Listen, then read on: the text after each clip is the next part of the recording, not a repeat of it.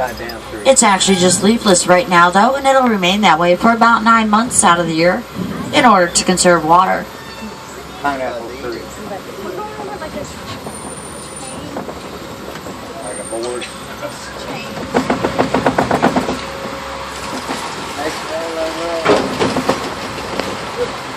Now usually when folks think of wild Africa, this is more the area that they're referring to. This is the savannah. A lot of the animals out on the savannah rely on speed and agility in order to escape predators. Right down at the bottom of the hill here is a little herd of springbok. It's that little antelope species on the other side of those taller grasses. Now the springbok get their name from their ability to spring straight up in the air repeatedly about 6 to 8 feet. And one of the reasons why they might do that is to warn the rest of the herd of any danger that they've sensed nearby. They're also able to leap forward about 13 feet in just one jump. Now hopefully we'll get a better view of those springbok when we go around these turns over here, but possibly not.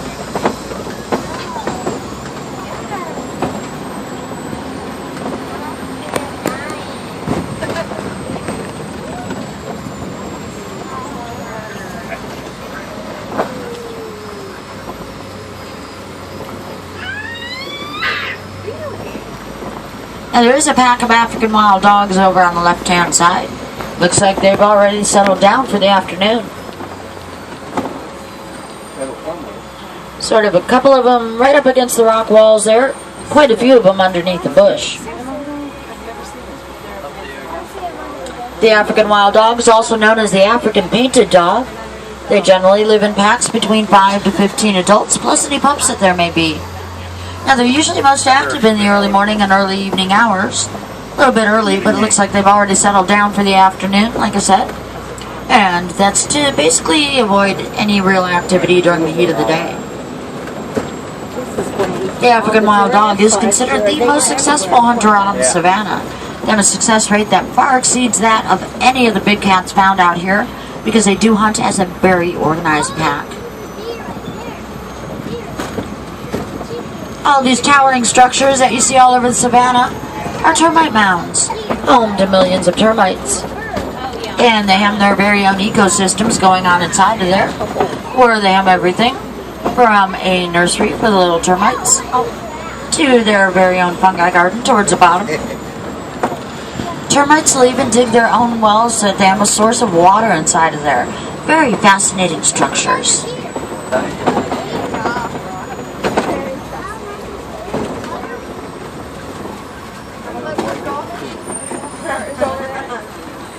There's one of the springbok there. Not a real good view of them still.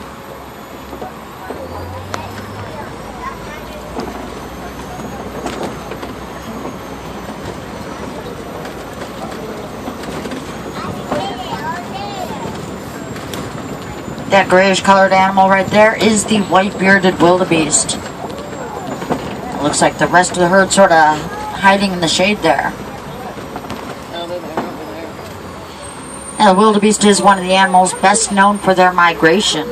Not every wildebeest herd does migrate, but out of those that do, it'll be about 1.5 million individuals, making a trek every year between about 500 to 1,000 miles. And they'll do that generally just to follow the rains to get to greener grasses. How did you ride? Oh, I do. Couple of Maasai giraffe right up ahead. There's like 2 over there in the center grouping of trees, 1 right here. Giraffes are the world's tallest animal. When they're first born, they're about 6 feet tall, and as fully grown adults, they're about 18 to 20 feet tall. Giraffes do have very good eyesight, which when combined with that height, gives them a very good advantage out here because they can see everything going on out on savannah, including seeing anything that may be lurking in the taller grasses. Looks like more giraffes right up here on the left. That little juvenile right there is probably about 2 years old, judging by its size.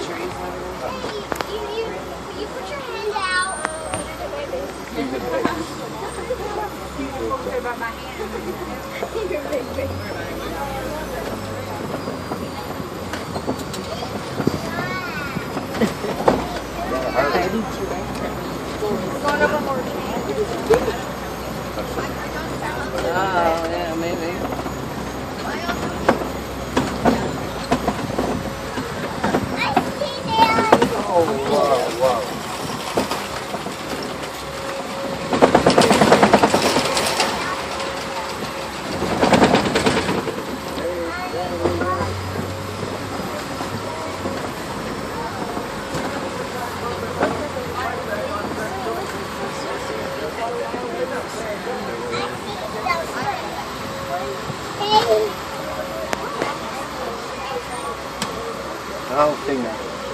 I'm gonna leave that. Give me that first. Now there is normally a troop of mandrills over in this area. They're the largest of the monkey species. Doesn't look like they're hanging out here today though. Even though the mandrills can live in troops of up to 100 individuals, in general they're considered a very shy species, even amongst themselves.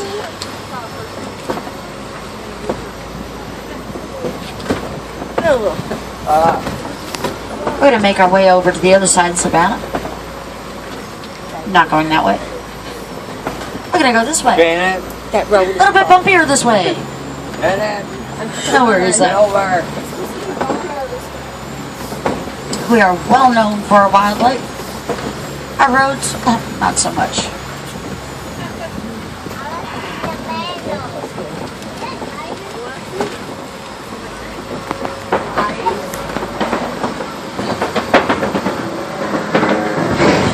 Alright, lean to the right. We can do this. Alright, we got it. No worries. We'll get more duct tape on that later. It'll be good as new. Duct tape fixes everything.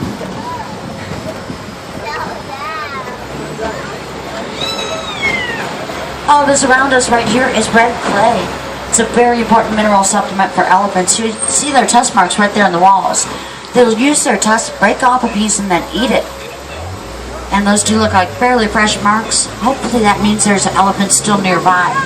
Looks like one off over in the distance. We're going to head right on around all these trees and bushes and hopefully get a real good view. Actually, there's more right up ahead. And right here. Alright, that's definitely a herd of elephants then. Herds are made up of females and juveniles. Males will typically leave the herd and go out on their own when they're around 12 to 15 years old.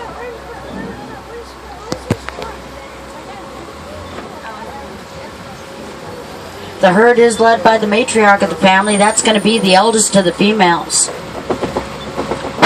And the herd really relies on her for their survival. It's her knowledge and experience that she's going to use to lead this herd to hopefully an ample supply of food to feed all of them.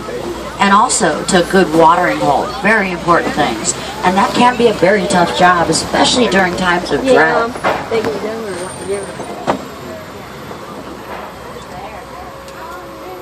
Little juvenile elephant right there.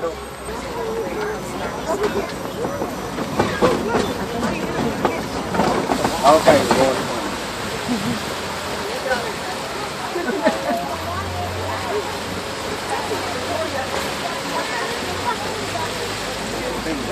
These are the greater flamingos here. And the greater flamingos are not only the largest of the flamingo species, but also the palest pink. They do get their color from their diet. They'll eat a lot of brine shrimp and other crustaceans which are really high in beta-carotene. And when flamingos are first born, they're not pink at all. They're more of a pale gray. It takes about a year to year and a half or so of eating that brine shrimp before they'll get their pink color.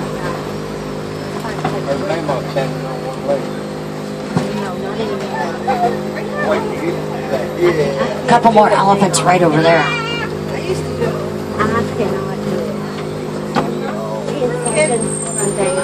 Now if you notice the way that they're flapping their ears there, they're actually able to cool off their body temperature by about 15 degrees by doing so. It is very effective for them.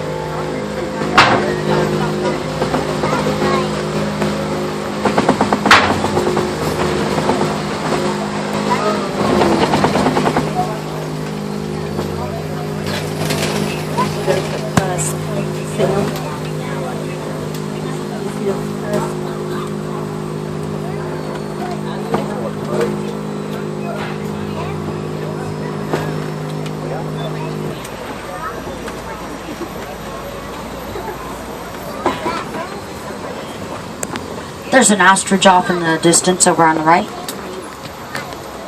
We'll probably see those again as we get around that area. Now, although ostriches are birds, they're far too heavy to be capable of flight. But they can run at about 40 miles an hour. And they'll use those wings to help change direction when they're running so fast. Right now, though, we're coming up on cheetah territory, so definitely keep an eye out. Cheetahs are the fastest land mammal. They're able to reach speeds of 60 miles an hour in only 3 seconds. But they can only sustain that for a couple hundred yards.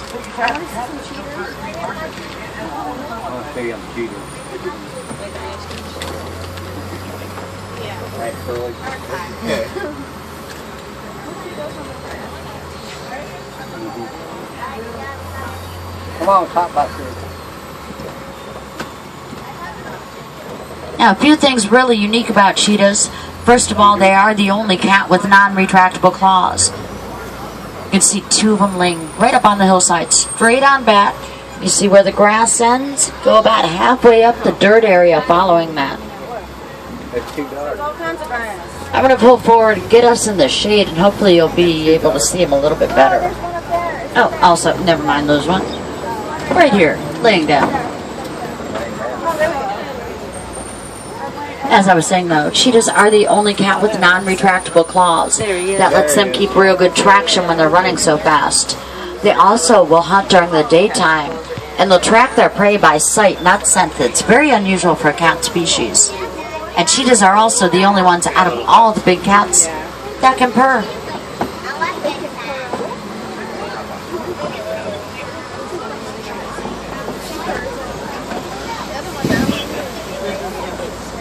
These rocks right up ahead are known as a Kobe rock formation. They give a very good vantage point for animals like lions to see everything going on all around them.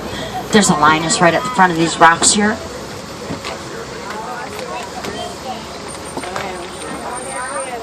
Now it's the lionesses that do the hunting at night, while the male, the lion, is the one that defends the territory and protects any cubs that there may be.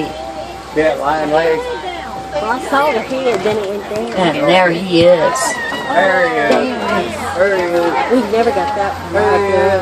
You know what? He's always been hiding. Lions do spend about 16 to 20 hours out of every day just sort of laying around, resting and sleeping. They are nocturnal species, so not going to be real active until later on this evening. And usually around sunset or a little ways afterwards even is when they're going to be their most active and most vocal. Wow.